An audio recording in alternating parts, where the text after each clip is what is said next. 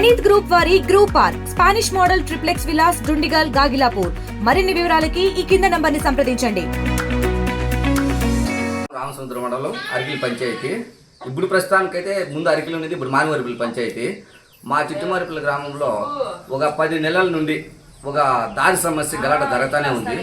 ఉన్న దారిని cement road government వేసిండే cement రోడ్డుని పూడ్చేసి లేని దారిలో మా పందిల్ని దారి పోవాలని చెప్పి కొంతమంది ప్రత్యర్థులు భూ ఆక్రమణదారులు చెరువులు కొండలు ఆక్రమించుకోలే వాళ్ళు దౌర్జన్యం చేసి మా ఎంఆర్ఓకి తప్పుడు సమాచారం ఇచ్చి మా పందిల్ని దుబ్బేశారన్న. మా పందిలు దుబ్బడమే కాక ఆ పందిలు దుబ్బినప్పుడు మేము అడ్డం పోతామండి. మా మీద తప్పుడు కేసు కూడా ఒకటి బుక్ చేశారు. మన ఎస్ఐ వెంకట సుబ్బయ్య, మన రామసముద్రం మండలం ఎస్ఐ వెంకట సుబ్బయ్య. ఇరు వర్గాలు సింపుల్గా గలాటపడింటే మా మీదనే కేసు బుక్ చేశారు, వాళ్ళ మీద బుక్ చేయలేదు. దానిని కూడా మేము కలెక్టర్ దృష్టికి తీసుకుపోయాం.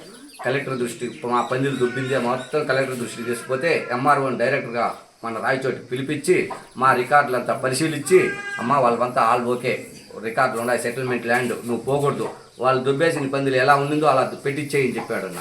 దానికి కూడా ఎంఆర్ఓ కొన్ని రోజులు వెయిటింగ్ చేసింది. ఆ వెయిటింగ్ చేసిన మా పిల్లలు 10 మంది ఉద్యోగాల్లో ఉన్నారు. మేము 3 అన్నదమ్ములు, అందరి పిల్లలు ఉద్యోగాల్లో ఉన్నారు, బయట ఉన్నారు.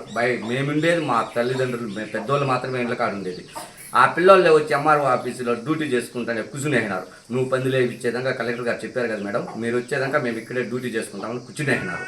అప్పుడు దానికి స్పందించిన ఎంఆర్ఓ రెవెన్యూ డిపార్ట్మెంట్ని, పోలీస్ డిపార్ట్మెంట్ని మా ఊరికే స్వయంగా పిలుచుకొని వచ్చి ఆ పందులు ఎలా ఉండిందో అలా వేయమని చెప్పి ఎంఆర్ఓ ఈ రెవెన్యూ వాళ్ళకి పోలీసు వాళ్ళకి చెప్పి నాకు మీటింగ్ ఉండాలి, నేను వెళ్ళిపోతా ఉన్నాను, దాన్ని పూర్తి చేసేసినా అని ఎంఆర్ఓ వెళ్ళిపోయింది.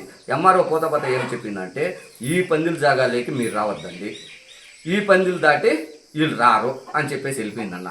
దాని ప్రకారమే టైం జాలనందువల్ల వాళ్ళు కూసాలు నాటి టైం లేదు అని వెళ్ళిపోయినారు. ఎవరు పోలీసు వాళ్ళు, రెవెన్యూ వాళ్ళు. మళ్ళీ మేము మరిచినాడు ఎంఆర్ఓని కలిస్తే మీరు వేసుకోండి పందిలు లేక వాళ్ళు రారు కదా, నేను చెప్పినాను కదా అని చెప్పింది. దాని ప్రకారం మేము కూసాలు బండలు నాటుకొని పోతా ఉంటే వాళ్ళు దౌర్జన్యంగా వస్తున్నారన్న. మేము కంప్లైంట్ ఇస్తే కంప్లైంట్ తీసుకోరు. మాకు చాలా అంటే చాలా అన్యాయం జరిగింది. మా అబ్బాయి మిలిటరీలో ఉండే అబ్బాయి కూడా వచ్చి ఎన్నో కేసులు ఇచ్చినాడు, వాటి గురించి కూడా రెస్పాన్స్ లేదు.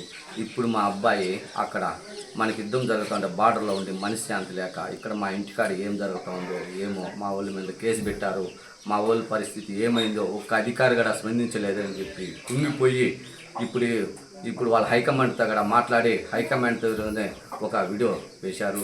దానికి ప్రతి ఒక్క అధికారి మన చంద్రబాబు నాయుడు కావచ్చు, మన లోకేష్ గారు కావచ్చు, మన పవన్ కళ్యాణ్ గారు కావచ్చు, మన ప్రతి ఒక్కరు స్పందించారు. ఇప్పుడు మన ఎమ్మెల్యే, మన మదనపల్లి ఎమ్మెల్యే గారు కూడా ఫోన్ చేసి మీ సమస్యను క్లియర్ చేస్తాను అని చెప్పి మాకు హామీ ఇచ్చినారన్న.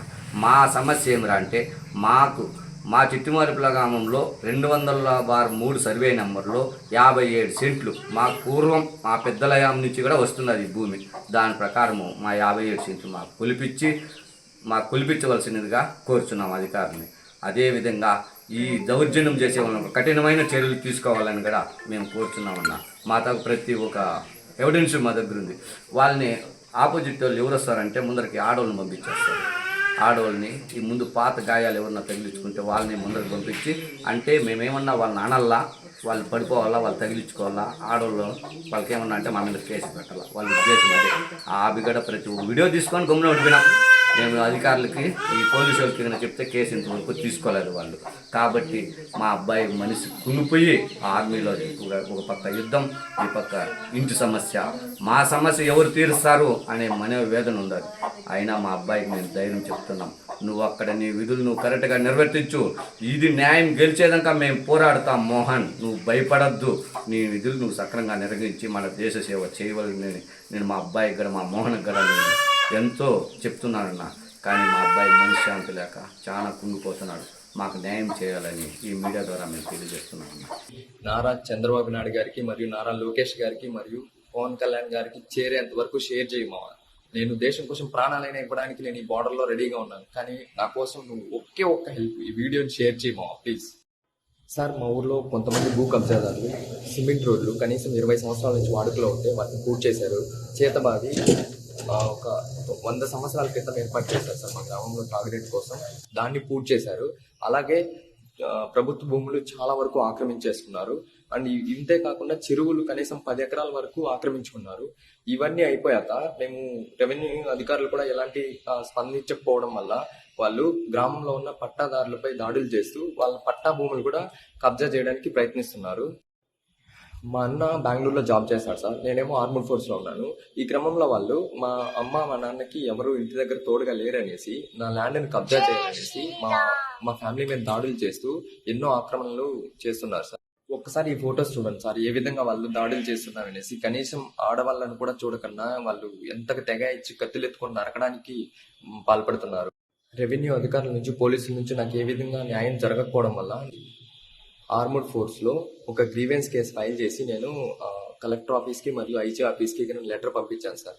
నా ఫ్యామిలీ మీద దాడులు జరగకూడదు మరియు నా భూమిని ఎవరు కబ్జా చేయడానికి వీల్లేదు, నాది పక్కా సెటిల్మెంట్ ల్యాండ్, నా దగ్గర అన్ని డాక్యుమెంట్స్ ఉన్నాయనేసి నేను పంపించాను. అయితే నాకు ఎలాంటి రెస్పాన్స్ ఇప్పటికి కూడా రాలేదు. సో ఇంకా నాకు రెస్పాన్స్ ఏం రాకపోవడం వల్ల నేను లీవ్ తీసుకొని ఇంటికి వచ్చి నేను ఇంకా డైరెక్ట్గా హైకోర్టులో రిట్ పిటిషన్ వేసాను సార్. ఎందుకంటే నా భూమిని సర్వే చేయమంటే కూడా అధికారులు సరిగ్గా రెస్పాండ్ అవ్వడం లేదు. So high court last month April 3వ తేదీన ఒక ఆర్డర్ ఇచ్చింది సార్, నా భూమిని ఖచ్చితంగా 3 months లో కొలిచి నాకు ఇవ్వాలని చెప్పి. నేను హైకోర్టు నుంచి ఆర్డర్స్ తెచ్చుకున్నా సరే ఈ కబ్జాదారులు సరే వాళ్ళు మా ఊరికి వచ్చి నా ల్యాండ్ని కొలుస్తుంటే ఈ కబ్జాదారులు అనేది కొలవనివ్వడం లేదు సార్.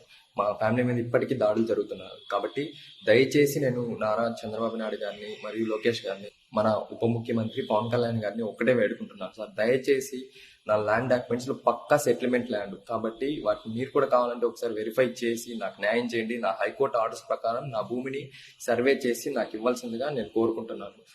మాకు ఢిల్లీ నుంచి క్లియర్ కట్ ఆదేశాలు వచ్చాయి సార్, ఎటువంటి పరిస్థితుల్లోనా అసలు లీవ్లు ఇవ్వడానికి వీల్లేదనేసి. నేను హైకోర్టు ఆర్డర్స్ ప్రకారం సర్వే చేయడానికి వస్తానని చెప్పి వద్దామనుకున్నాను. సో కుదరడం లేదు. కాబట్టి దయచేసి మీరు నా ఫ్యామిలీకి అండగా ఉంటారని నేను కోరుకుంటున్నాను.